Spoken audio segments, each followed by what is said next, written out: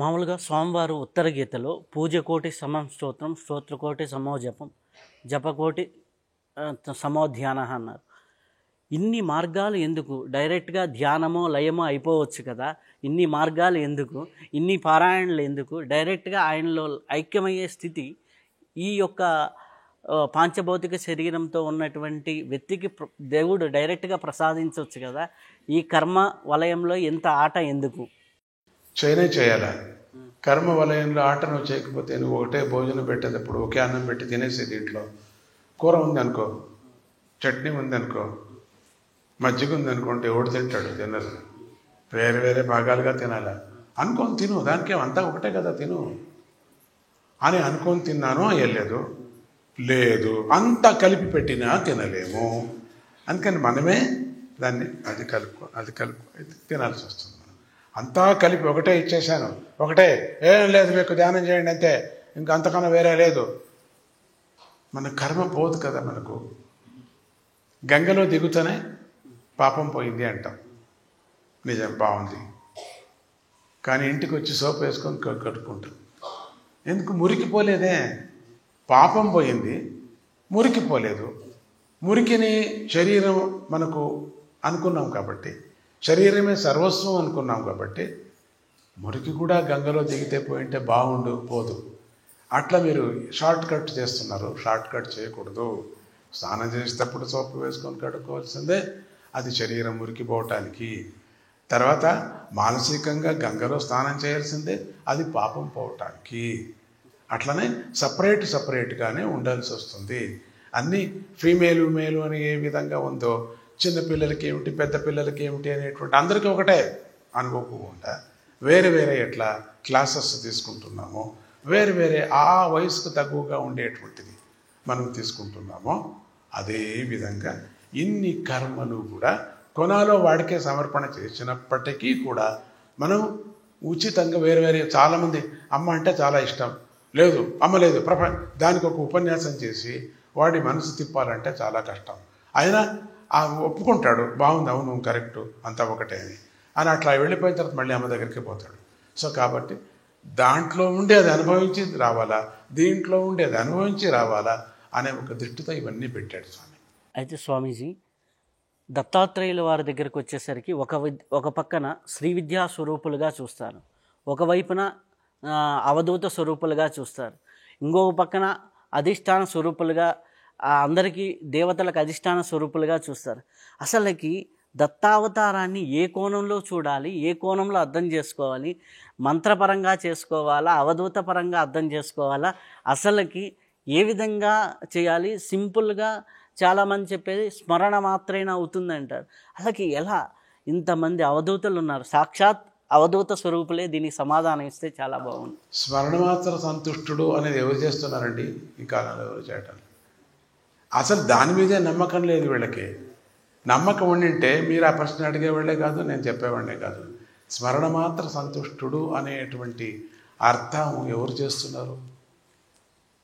ఆ పనికి వచ్చినప్పుడంతా ఫిజికల్గానే చేస్తున్నారు. కాబట్టి ఈ సమస్త జీవులు సృష్టి చేసేక ముందు వీళ్ళకు ఒక విరుగుడు కావాలని పరమాత్ముడు అడిగినప్పుడు బ్రహ్మను, అప్పుడు గురువుగారిని సృష్టి చేశారు. ఇది విరుగుడు అని చెప్పేసి ప్రతి దానికి అర్థం చెప్పడానికి, ప్రతి దానికి సమస్యను పోగొట్టుకోవటానికి దేవదేవ గురువు గారు మన దత్తాత్రేయుడు. మనుషులకు కాదు, రాక్షసులకు గురువే, ప్రహ్లాదుడు కూడా గురువే, సమస్త భూతాలకి గురువే. అందరిలో అన్ని విధాలుగా సమస్యలు ఉంటాయి. సమస్యలను తీర్చి తనలో చేర్చుకునేటువంటి పద్ధతినే గురువు గారికి ఉండేటువంటిది. సృష్టి ఆదిలో కృతయుగంలో మొదట ఈ మాయను సృష్టించక ముందు డాక్టర్ గారిని సృష్టించారు. రోగాలు సృష్టించక ముందు డాక్టర్ ధన్వంతరి సృష్టి అయిపోయాడు. అమృతం తీసుకొని వచ్చాడు. ఈ అమృతం తీసుకొచ్చిన కారణం ఏమిటి? ముందు రోగాలు వస్తాయని. మీరు అనుకోవచ్చు, ఆ రోగాలు ఎందుకు కర్మానుసారంగా వాళ్ళు చేసిన కర్మ వాళ్ళే అనుభవించాలి, కానీ పక్క వాళ్ళు అనుభవిస్తారా? లేదే, సాధ్యమే. వాళ్ళ పుడుతూనే కర్మతో వచ్చేశారు. ఎందుకు వేశాడు కర్మ అంటే లీల. పిల్ల ఆడుకుంటుంది సముద్రం దగ్గర, పొద్దుటి నుంచి భార్యాభర్తలు ఏదో మాట్లాడుతూ కూర్చున్నారు. వాళ్ళు ఏదో తాపత్రయాలు పడుతూ ఇక్కడ ఇద్దరు పిల్లలు ఆడుకుంటున్నారు, ఇసుకలో కట్టారు, ఒక మంచి భవనం కట్టారు, సైన్యం కట్టారు, అది కట్టారు, వాడి ఇష్టం వచ్చింది ఏదేదో చేసేసారు అంతా కూడా. టైం అయిపోయింది, 6 గంటలకు వెళ్ళాలి, వెళదామంటూనే ఆ పిల్లలు దాన్ని వదిలేసి రారు, అని దాని మీద తొక్కేసి ఈ వికృతమైనటువంటి ఆనందాన్ని పొందుతూ వచ్చేస్తారు. కట్టేటప్పుడు ఆనందపడ్డారు, కట్టిన తర్వాత నీది బాగుందా నాది బాగుందా, నీది బాగుందా నాది అన్నారు. ఇసుకలో ఉండేది ఎంత బాగుంది, ఇద్దరు ఆనందపడ్డారు. నీకన్నా నాది బాగుంది, నాకు పోట్లాడుకున్నారు, బాగుంది, అయిపోయింది. నాన్నగారు పిలిచారు, 6 గంటలైంది వెళదామని చెప్పేసి. వదిలేసి వెళ్ళచ్చు కదా, వదలరు. ఎందుకంటే అది ఎవరు చూడకూడదు, మనం కట్టింది ఎందుకు అని దాని మీద ఎగిరి గంతులేసి దాన్ని టకక్కన ఒకసారి ఎగిరితారు. అది ఎగురుతుంది, ఇది ఎగురుతుంది. నీది నేను ఎగిరా, నువ్వు దాన్ని ఎగిరా అంటారు. 2 పోయాయి, వెళ్ళిపోతారు. సెట్ చేసింది వాడే, అనుభవించింది వారే కాసేపు, తర్వాత దాన్ని నాశనం చేసింది వాళ్ళే పిల్లలు. ఎందుకు చేస్తారండి ఆ పిల్లలు అట్లా అని అడిగినట్టుంది మీరు. అదే తిక్కన పిల్లలకి ఆట, మా పరమాత్ముడికి ఆట, అది ఆడుతున్నాడు. మనమంతా బొమ్మలు, తోలు బొమ్మల ఆట ఆడిస్తున్నాడు మనంతా కూడా. ఎందుకు ఆడకూడదు? ఆడు, నీకు ఒక ఛాన్స్. వాడి సూత్రధారులో ఆడుకుంటున్నావే నువ్వు, అంతకన్నా అదృష్టవంతుడు ఎవరు? నాకు దుఃఖం ఇచ్చాడు, ఓహో సంతోషపడాలి, కానీ నువ్వు దేవుణ్ణి తిట్టకూడదు. మీకు సుఖం ఇచ్చాడు, ఆహా మంచి ఛాన్సు అని సంతోషపడాలి, కానీ ఇట్లే ఉండాలని కూడా అనుకోకూడదు. మనం దురాశ ఒకసారి అట్లా ఇట్లా పారేస్తాడు, పక్కన పారి సడన్గా తోలుబొమ్మను ఒక రాజుగా తీసుకొచ్చి ఆడిస్తాడు. ఆ పాటలు ఆడింది రాజు పని అయిపోతుంది, చిచ్చిక్ తటక్కని మంత్రి తీసుకొస్తాడు. అది ఎక్కడో భయపడుతుంది, అది ఇంతవరకు ఆడింది అది. అట్లా మనమంతా ఆడాలా, ఒక చోట పోయి పాడాలా, వాడికి ఇష్టం. కానీ దాన్ని పెట్లో పెట్టుకుంటాడు మళ్ళీ ఆడించడానికి, ఎక్కడ పారేయడు. స్వామీజీ, మీ యొక్క జీవిత చరిత్రని చదివినప్పుడు నాకు ఎంతో అద్భుతంగా మీ మాతృమూర్తి గారి గురించి అనిపించింది, అలాగే మీ అత్తయ్య గారి గురించి అనిపించింది. వారు మీకు శక్తిపాతం చేశారని, అలాగే లంబికా యోగం ప్రసాదించారనేసి చదివాను. వారు ప్రసాదించిన యోగాలు, వారి యొక్క ఇంపాక్ట్ మీ జీవితం పైన ఎంత ఉంది? ఈరోజు ఇంత స్వామీజీగా మీరు మారడానికి మీ మాతృమూర్తి గారు, మీ మేనత్తల యొక్క ప్రభావం ఎంత ఉంది? ఇంతుంది అంతుందో నేను చెప్పలేను ఇప్పుడు. నేను అంతే కాట్లో అంతే, అది అనుభవిస్తూ వచ్చినటువంటి ప్రభ, నా మీద వచ్చిన ప్రభ, దాన్ని అదంత కదా వెళుతూ ఉంది, తీసుకుంటున్నారు జనం. అది ప్రభ అనేటువంటిది. అది ఆ అత్తయ్య గారు యోగం ఇచ్చారు కాబట్టి నేను ఆ యోగం నేర్పుతున్నారు. స్వామి అమ్మ శక్తిపాతం చేస్తుంది కాబట్టి అందరికీ నేను శక్తిపాతం చేస్తున్నాను లేనే లేదు నా దగ్గర. ఎంతో ఇచ్చిన కొద్దీ నా దగ్గర ఉంది. నేను శ్రమ పడే కొద్దీ నేను ఆరోగ్యం అయిపోతున్నాను. అదే వచ్చిన ప్రాబ్లం ఇక్కడ నా దగ్గర. అందరూ అదే 60 ఏళ్లకు స్వామీజీ యొక్క యాత్ర అంతా నిలుపుతారు అనుకున్నారు అందరూ కూడా. స్పీడ్ పెరిగిపోయింది. 70 ఏళ్ళకు నిలుపుతారులే అనుకున్నారు, స్పీడ్ పెరిగిపోయింది. 80 ఏళ్ళకు నిలుపుతారు అనుకున్నారు, డబ్బలు పెరిగిపోయింది. ఎక్కడి నుంచి వచ్చింది మరి శక్తి? అంత వాళ్ళ నుంచి వచ్చినట్టు. స్వామీజీ, మనకి శక్తి అనేది మన అంతర్గతంగా వస్తుందా, యూనివర్స్ నుంచి ఈ శరీరంలోకి వస్తుందా, లేకపోతే మనం చేసిన జప ధ్యానాదుల నుంచి వస్తుందా? ఇది ఎట్లా పొందాలి, ఎలా నిలుపుకోవాలి? చాలామంది పొందిన వాళ్ళు కూడా నిలుపుకోలేరు కదా, అది ఎలా జరుగుతుంది? నన్ను మీరు అగ్నిని అడిగి, నువ్వు ఎంత శాఖంలో ఉన్నావు, నువ్వు ఎట్లా పుట్టావు, అగ్గిపెట్టి నుంచి పుట్టావా, లేక వెలుతురు నుంచి ఎవరో వెలుతురు ఇచ్చిన తర్వాత నువ్వు పుట్టావా అని అగ్నిని అడిగినట్టు అంతే. నువ్వు నాకేం తెలుసప్ప, నాకు అది తెలియదు.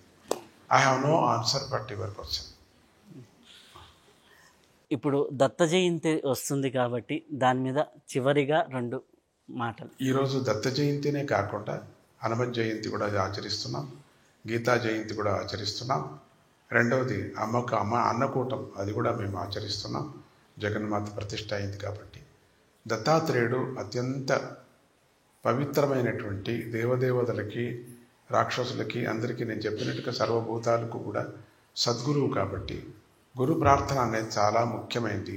గురువు నుంచినే మనకు బ్రహ్మ, గురువు నుంచినే విష్ణువు, గురువు నుంచినే సమస్తమైన పాపాలు నాశనం చేసేటువంటి శివుడు. ఈ ముగ్గురు కూడా దత్తస్వామిలో ఉన్నాయి కాబట్టి దత్తుణ్ణి కొలుచుకుంటూ దత్త మంత్రాన్ని చేస్తూ ఆ జపాన్ని చేస్తూ లక్షలు జపం చేస్తూ స్వామిని కొలుచుకోవటం ఒక తత్వం. దత్త జయంతి దినము మనం చేయాల. కేవలం దత్త జయంతి రోజే చేయాల్సిన పని కాదు ఇది. దినం పొద్దున్నే లేస్తూనే దత్తుడిని స్మరణ చేసేటువంటి పద్ధతి.